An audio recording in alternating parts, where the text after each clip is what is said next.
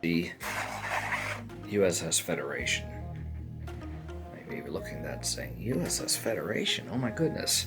There is no USS Federation model kit. Yeah, I know. I had to take a Enterprise and I had to basically scratch build this from 2 Enterprise kits. So what I did is I used one of the warp engines, took the pylon, cut it, put it in here. A couple of slight problems with this one, and I really was unhappy with it, so I may end up just totally redoing it. You'll notice that there's quite an angle between the 2 pylons. That's because these are both, I think, right. Because this one's in there correctly, this one's not. This, actually, the pins underneath it are butted up against this one, and this one being held in is actually pushing this one up too high. And this one tips back a little bit. Not happy with it. No. And technically, this part here should be at the front there. Cut that off, that would mean a whole new body, basically just a plastic tube, which I probably could do from some Plastruct. So we'll be finishing this up, and then next after that will be the USS Mars. So this is a destroyer, this is a Dreadnought, and we'll be working on those as we go along. Okay, so I've got a number of other projects I'm going to do. The Hobby Boss Stuka, supposed to very easy kit.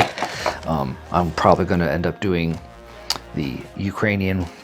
So what I've done so far is I've traced out mask patterns that I will cut here and actually lay over. So the clear part here just gets cut in, and I'll paint this all the lighter color.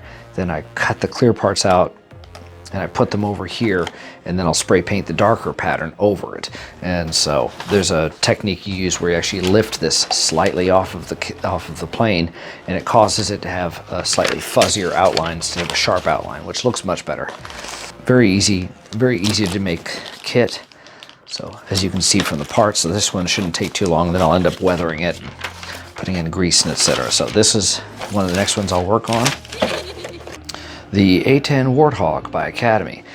Supposed to be a very nice kit. I love these planes. Used to fly by overhead all the time. There, I got it perfectly lined up now on this thing. Hopefully, let's see, right up there. Okay, so this one looks to be a very interesting kit. Decals. Very good instructions. Both in English, German, Japanese.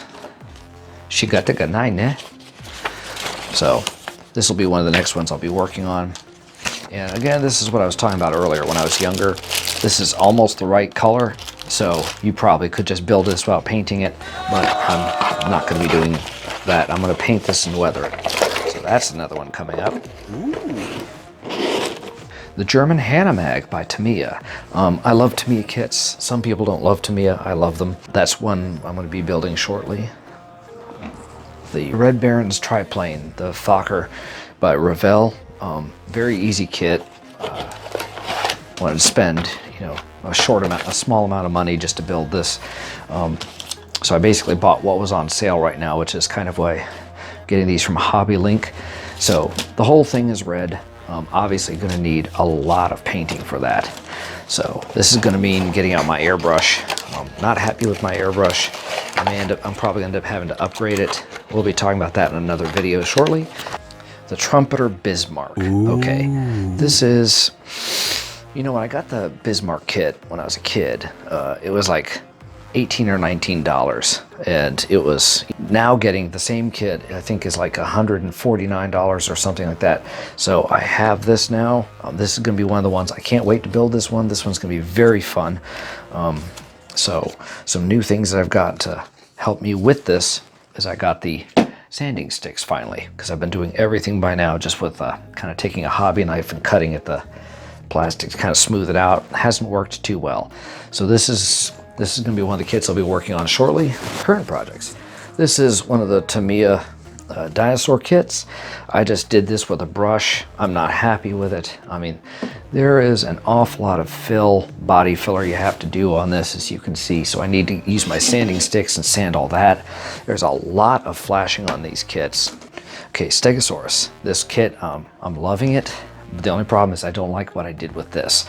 So I'm probably going to have to clear this off. You just do it with warm water and salt. Clear this off and then use my airbrush and paint that all in. That's going to look pretty good, I think. These are the projects I got coming up, and then I'm going to have another video coming up shortly about safety while doing model kits, and why I'm switching mostly to Tamiya paints and some Model Master paints. I'm doing everything, going all to water-based paints, acrylics. I'm not going to be doing the regular paints anymore. All right, so that's what's coming up, and stay tuned.